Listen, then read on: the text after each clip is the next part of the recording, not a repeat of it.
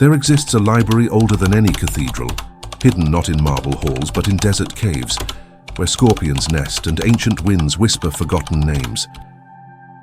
For nearly 2,000 years, these texts slept in darkness, wrapped in linen and sealed in clay jars, waiting. When a Bedouin shepherd threw a stone into a cave near the Dead Sea in 1947, the echo that returned would reverberate through every church, synagogue, and university on earth. What he found would force humanity to confront a question that cuts to the bone of faith itself. What if everything we thought we knew about the origins of Christianity and Judaism was incomplete, edited, sanitized for consumption? The scrolls speak of cosmic battles between the sons of light and the sons of darkness. They describe rituals of purification so intense that practitioners would immerse themselves in sacred waters multiple times daily, seeking a purity that transcended the physical. They contain prophecies that seem to blur the line between ancient prediction and modern reality. Most disturbing of all, they reveal versions of biblical texts that differ from the ones billions have memorized, prayed over, lived, and died for. These are not minor variations. These are fundamental differences that suggest our sacred texts underwent transformations we were never meant to discover.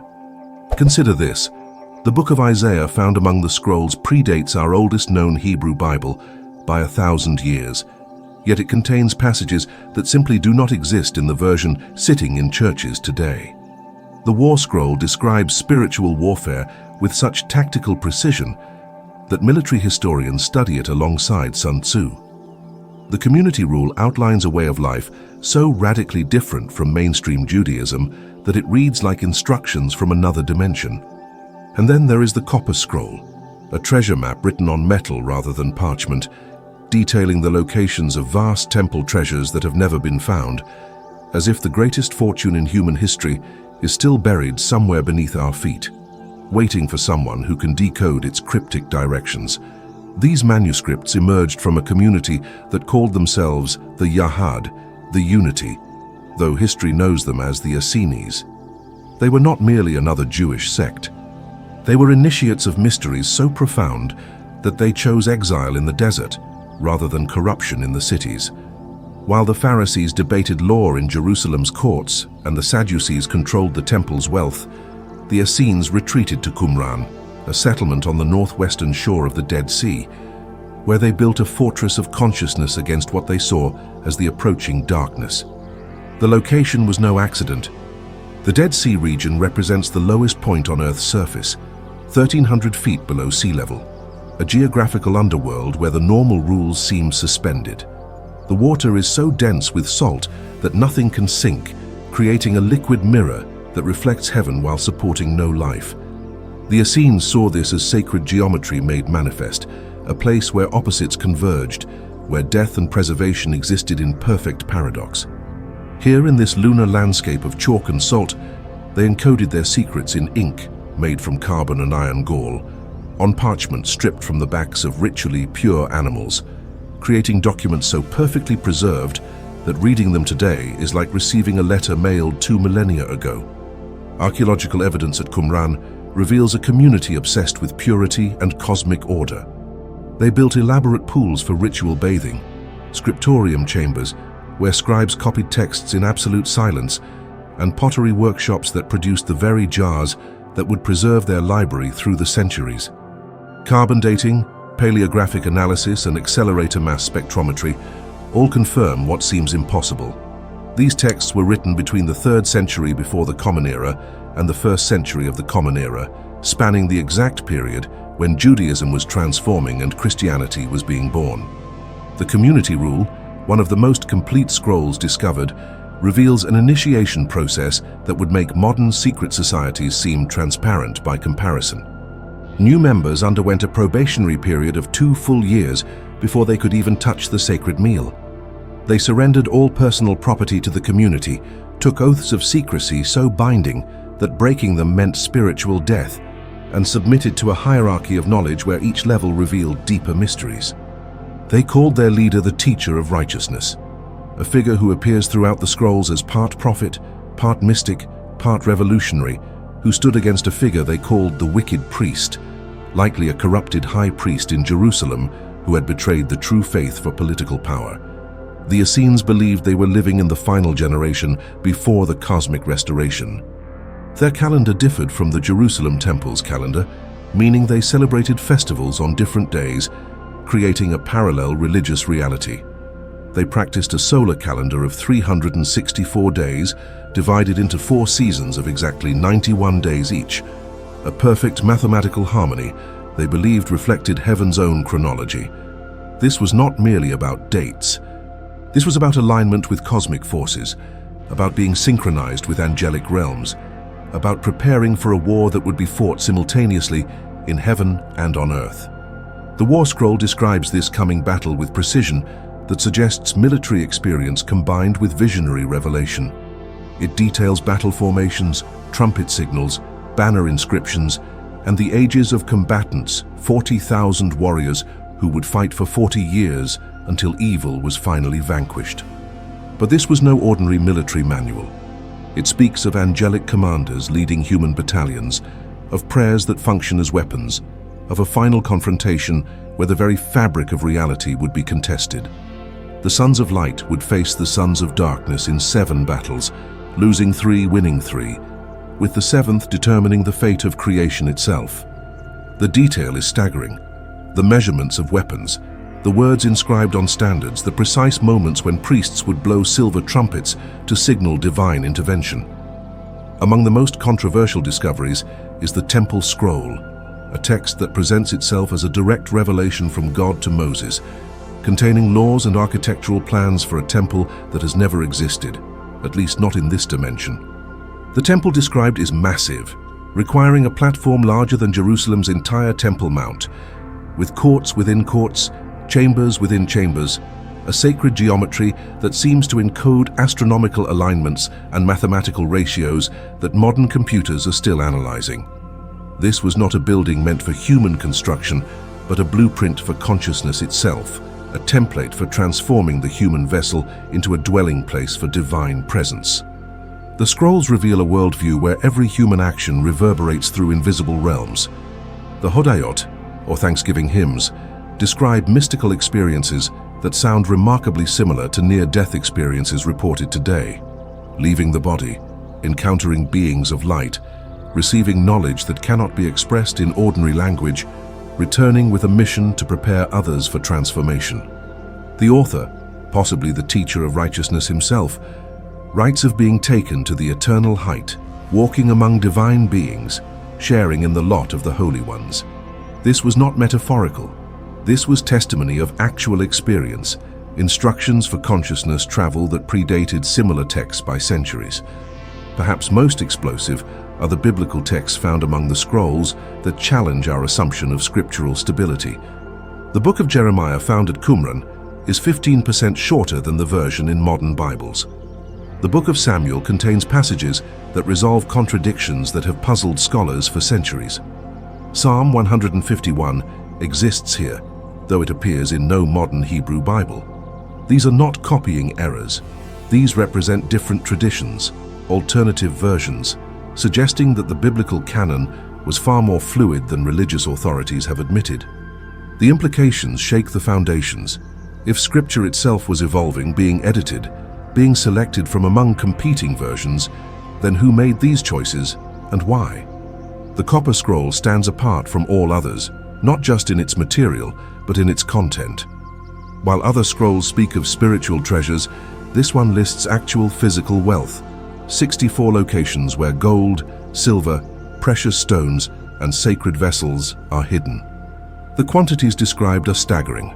Enough wealth to fund a small nation, hidden in wells, tombs, aqueducts, and caves throughout the Judean wilderness. Some believe this records the temple treasury, hidden before the Roman destruction. Others think it describes metaphysical treasures, each location corresponding to an energy center in the human body or the earth itself. The code remains unbroken, the treasure unfound, as if waiting for someone with the right consciousness to decode not just its language, but its true meaning. The scrolls also contain texts that appear nowhere else in history. The Book of Giants expands on the brief biblical mention of the Nephilim, describing hybrid beings whose existence threatened the cosmic order. The Book of Enoch, considered scripture by the Essenes but excluded from most biblical canons, describes heavenly journeys, angelic rebellion, and advanced knowledge given to humanity before the flood. The Genesis Apocryphon retells familiar stories with details that transform their meaning. Abraham performing exorcisms, Noah receiving architectural plans for the ark from the Watchers, Lamech suspecting his wife had conceived with an angel. These were not fiction to the Essenes. These were historical records, preserved against a time when humanity would need to remember its true origins. Modern scientific analysis continues to reveal impossible details. Multispectral imaging has uncovered text invisible to the naked eye, written in inks that only appear under specific wavelengths of light, as if the scrolls were designed to reveal different layers of meaning as our technology evolved. DNA analysis of the parchments has revealed that some scrolls were written on skins from animals not native to the region, suggesting a network of communications spanning continents. Computer analysis of the handwriting has identified at least 500 different scribes, indicating not a small sect, but a vast movement, a parallel civilization maintaining alternative history. The discovery's timing seems orchestrated by Providence itself. The scrolls emerged just as Israel was being re-established as a nation, as if ancient voices were awakening to witness the return. They surfaced just as humanity developed the technology to preserve and analyze them without destruction. They appeared at the precise moment when biblical authority was being questioned, providing both challenge and confirmation, depending on one's perspective. Even the political drama surrounding their publication, with scrolls hidden in university vaults for decades, accessible only to select scholars who signed agreements of silence, suggests forces attempting to control their revolutionary potential. Now we come to the practice, the living application of these ancient mysteries. The Essenes left us more than texts, they left techniques. Their practice of ritual immersion was not mere washing, but conscious transformation. Here is a practice inspired by their methods, adapted for modern seekers, requiring nothing but water and intention. Find a time when you will not be disturbed, ideally at dawn or dusk when the veils are thin. Fill a bowl with clean water, enough to immerse both hands completely. Add a pinch of salt, remembering the Dead Sea where these scrolls were hidden. Stand facing east if it is morning, west if evening, aligning yourself with the solar movement the Essenes considered sacred. Close your eyes and breathe deeply 7 times, the number of completion in their cosmology. Place both hands in the water and hold them there for 40 breaths, the number of transformation in desert traditions. With each breath, imagine you are releasing something that no longer serves, a fear, a resentment, a limiting belief, letting it dissolve into the water like salt into the sea. Feel the boundary between your skin and the water beginning to blur, recognizing that you are mostly water yourself, that this external element is meeting its internal reflection. After 40 breaths, remove your hands slowly, watching the water drip from your fingers like liquid light. Cup your wet hands before your face without touching it, feeling the coolness, the energy field between water and skin. Breathe in through your nose, imagining you are breathing not air but the essence of purification itself. Lower your hands and press them against your heart, feeling the water's coolness penetrate, washing not just your skin but the electromagnetic field of your heart, the most powerful generator of frequency in your body. Remain still for 7 more breaths, feeling yourself aligned, clarified, renewed. This practice, performed daily for 40 days as the Essenes would have done, creates a rhythm of renewal that begins to affect not just your energy, but your environment.